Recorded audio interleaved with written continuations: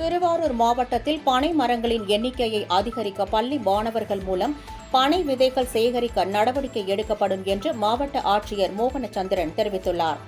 தனியார் சுற்றுச்சூழல் அமைப்பு சார்பில் டெல்டா பகுதியில் 1 கோடி பனை விதைகள் நடும் பணிக்காக பாமணி ஆற்றில் பனை பயணம் என்னும் நிகழ்ச்சி நீடாமங்கலத்தை அடுத்த மூணாறு தலைப்பு என்னும் இடத்தில் நடைபெற்றது. இந்த நிகழ்ச்சியில் திருவாரூர் மாவட்ட ஆட்சியர் மோகனச்சந்திரன் கலந்து கொண்டு பனை பயணத்தை கொடியசைத்து தொடக்கி வைத்தார்.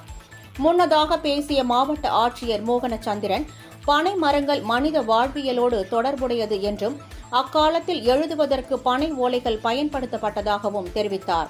மேலும் ஆபரணங்கள் அணிய முடியாத சாமானிய மக்கள் பனை ஓலைகளில் ஆபரணங்களை செய்து அணிந்து கொண்டதாகவும் சமயம் சார்ந்த விழாக்களிலும் பனை ஓலைகள் பயன்படுத்தப்பட்டுள்ளதாகவும் அவர் கூறினார்.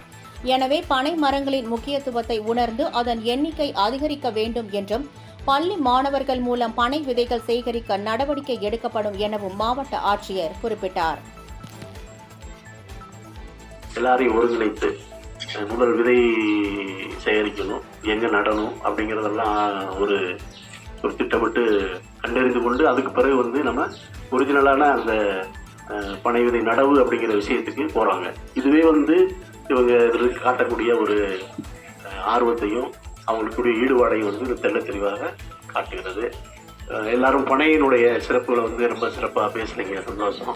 அதை இதில் நான் இன்னாருன்னு சொல்ல முடியல. எனக்கு கிருவீர அமைப்புக்கும் நாட்டு நலத்தருப்பட்டி அமைப்புக்கும் ஐயா மைதன் அவர்களுக்கும் இதில் கலந்துருக்கிற எல்லாருக்குமே நான் பேர் விட்டுருந்ததை கருத வேண்டாம். அனைவருக்கும் என்னுடைய நான் ஒரு தனித்தனியாக வாழ்க்கைகளை சொன்னதாக எடுத்துக்கொள்ள இந்த நேரத்தில் கேட்டுக்கிறேன்.